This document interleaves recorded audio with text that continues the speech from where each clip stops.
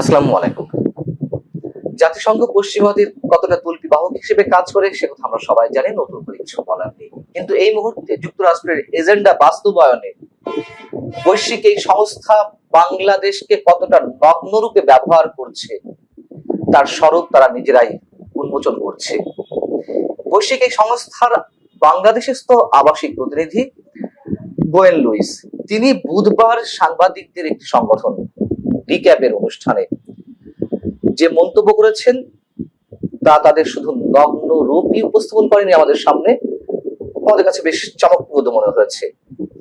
দর্শক, তার সম্পর্কে বলার আগে একটু মনে করিয়ে দিই, সাবেক প্রধানমন্ত্রী শেখ হাসিনা অংশগ্রহণমূলক নির্বাচন বলতে তিনি কি বোঝেন তার একটি সংজ্ঞা দাঁড় করিয়েছিলেন।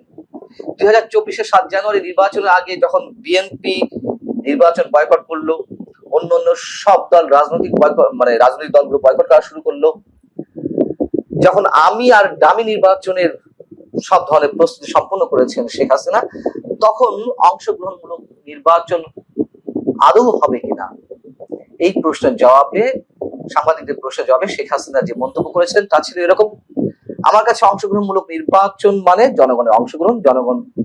জনগণ তো ভোটে অংশগ্রহণ করছেই, নির্বাচনগুলো তো ভোট দিচ্ছে, অতএব সেটি অংশগ্রহণমূলক নির্বাচন।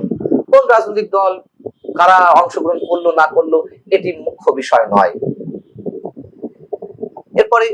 এরপরে আরো একটি অনুষ্ঠানে সাবেক প্রধানমন্ত্রী শেখ হাসিনা মন্তব্য করেছিলেন যে অবাধ নিরপেক্ষ নির্বাচন এই বিষয়ে যেন কেউ তাকে জ্ঞান দিতে না যায়।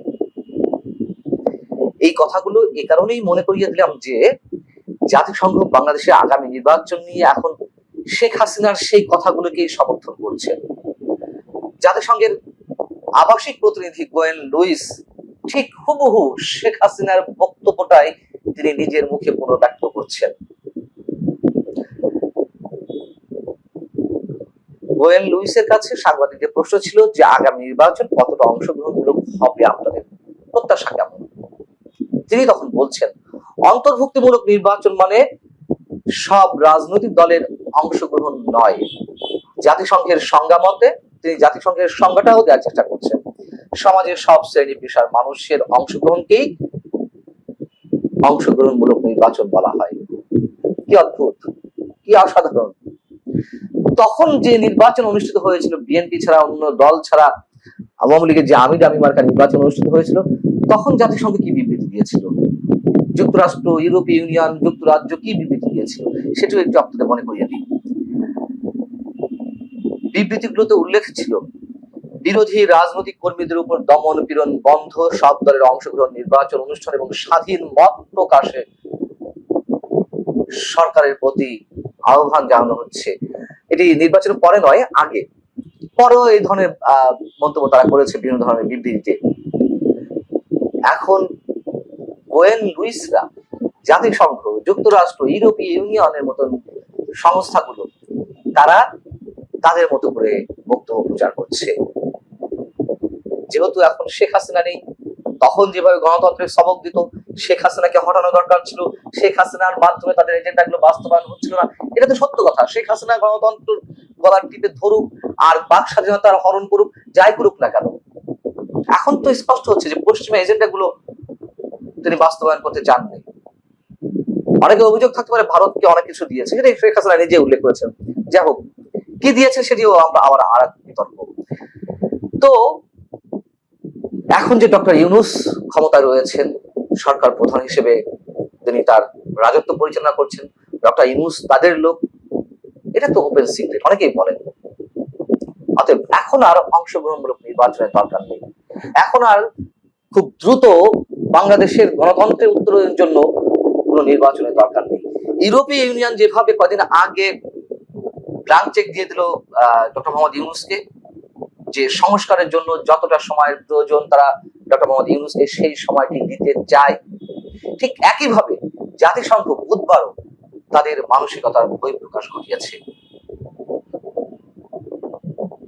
গোয়েন লুইস বলছেন সাংবাদিকদের আরেক প্রশ্নের জবাবে, নির্বাচন আগে না সংস্কার আগে এটি বাংলাদেশের জনগণ, সরকার ও রাজনৈতিক দল ঠিক করবে, জাতিসংঘ নয়।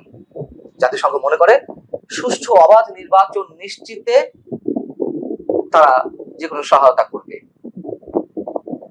বাংলাদেশের নির্বাচন বাংলাদেশের জনগণের উপর নির্ভর করবে, সরকার রাজনৈতিক দলগুলোর উপর নির্ভর করবে, তাহলে এতকাল কেন সবক দিয়ে আসা হয়েছে? কেন 2024 আগে এতটা তৎপর ছিল? কেন বাংলাদেশের আন্দোলন নিয়ে জাতিসংঘ সেনাবাহিনীকে পর্যন্ত সতর্কতা জারি করে? এগুলো তো তারা নিজের মুখে বলেছে। নির্বাচন প্রসঙ্গে গোয়েন লুইস আরো বলছেন, বাংলাদেশের নির্বাচন অনুষ্ঠানের বিষয়ে জাতিসংঘ কোনো ভূমিকা পালন করতে পারে না। নির্বাচন অনুষ্ঠানের বিষয়টি রাজনৈতিক সিদ্ধান্ত। সেই কথা আবার ঘুরিয়ে ফিরিয়ে বলছেন। অর্থাৎ আমরা করিডোরের বিষয়ে জানি, আমরা বন্দরগুলো বিদেশি কোম্পানিগুলোর হাতে তুলে দেওয়ার বিষয়টি নিয়ে যে তুমুল বিতর্ক, সে সম্পর্কে নানা ধরনের কথাবার্তা বলছি বা বলা হচ্ছে বিভিন্ন জায়গা থেকে। এবং গোয়েন লুইসের এই বক্তব্যের মধ্য দিয়ে আবারও প্রমাণিত হলো সরকার এখনো পর্যন্ত করিডোর কিংবা বন্দর ইস্যুতে অথবা পশ্চিমাদের যে বিভিন্ন ধরনের এজেন্ডা রয়েছে সেগুলো বাস্তবায়নের ক্ষেত্রে এখনো পর্যন্ত পিছপা হয়নি। সরকার অনেক কিছুই লুকোচুরি করছে। সরকার সংশ্লিষ্ট অনেককে বাদ দিয়ে তারা নিজেদের মতো সিদ্ধান্ত গ্রহণ করছে। কোন প্রকার কোন ধরনের আলোচনা রাজনৈতিক দলগুলোর সঙ্গে করছে না, সেই অভিযোগ যেমন রয়েছে। অবশ্যই সেনাবাহিনীর পক্ষ থেকেও সেনা প্রধান সেটি স্পষ্ট করে গত 21শে মে তো তিনি উচ্চারণ করেছেন যে সেনাবাহিনীকে অন্ধকারে রেখে সরকার বিভিন্ন ধরনের সিদ্ধান্ত গ্রহণ করছে। গোয়েন লুইস আরো একটি স্পর্শকাতর বিষয়ে কথা বলেছেন। ঢাকায় জাতিসংঘ মানবাধিকার বিষয়ক অফিস স্থাপনের বিষয়টি চূড়ান্ত বলে তিনি জানিয়েছেন। যখন জাতিসংঘের মহাসচিব অ্যান্টনিও গুতেরেস বাংলাদেশ সফর করে গেলেন, তখনই একটি কথা উঠেছিল যে বাংলাদেশে জাতিসংঘ তাদের অফিস স্থাপন করতে চায়। এটি নিয়ে তখন তুমুল হইচই উঠেছিল এবং সেই হইচইয়ের মুখে পড়ে সরকার খানিকটা নীরব হয়েছিল। আবার এই বিষয়টি খোদ গোয়েন লুইস তার মুখ থেকে উচ্চারণ করলেন যে বিষয়টি চূড়ান্ত, অফিসটি খোলা হবে ছোট করে। তার মানে কি? তার মানে হচ্ছে এখানে জাতিসংঘের অফিস খোলা হতে যাচ্ছে। জাতিসংঘের মহাসচিব ঠিক নয়, যখন ভলকার তুর্ক বাংলাদেশ সফরে এসেছিলেন 5 আগস্টের পরে, তো কেন তখন আপত্তি উঠেছিল? এটা ওপেন সিক্রেট। জাতিসংঘের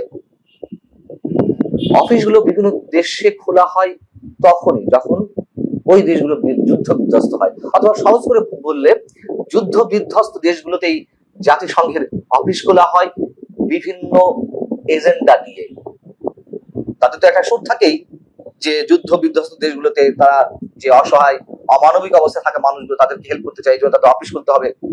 এবং সেইগুলো স্থাপনের মাধ্যমে পশ্চিমাদের বিভিন্ন এজেন্ডা অযাচিত ভাবে জাতিসংঘ বাস্তবায়ন করে ওই দেশগুলোতে বিভিন্ন অজুহাতে। বাংলাদেশ কি এখন যুদ্ধ বিধ্বস্ত অবস্থায় রয়েছে? যদিও যুদ্ধের কথা আমাদের প্রধান উপদেষ্টা থেকে শুরু করে সরকারের পারিষদ বর্গের অনেকেই তারা যুদ্ধ যুদ্ধ বলে গলা ফাটিয়ে দিচ্ছে, যুদ্ধ অবস্থা দেশ হয়েছে। কোন যুদ্ধ তারা চান, কিসের জন্য বারবার যুদ্ধের কথা বলছেন, সেগুলো আমরা অনুমান করতে পারি। এবং এটি একটা আরেকটার সঙ্গে জড়িত খুব স্পষ্ট ভাবে। নির্বাচন এবং যুদ্ধ, পশ্চিমারা তাদের এজেন্ডা থেকে সরেনি। পশ্চিমাদের এজেন্ডা বাস্তবায়নের ক্ষেত্রে সরকারও এখনো পর্যন্ত পিছপা হয়নি। গোয়েন লুইসের বক্তব্যের সামগ্রিক ভাবে এটি স্পষ্ট হয়ে উঠেছে। দেখা যাক কতদূর করা যায়। ভালো থাকুন সবাই, আল্লাহ হাফিজ।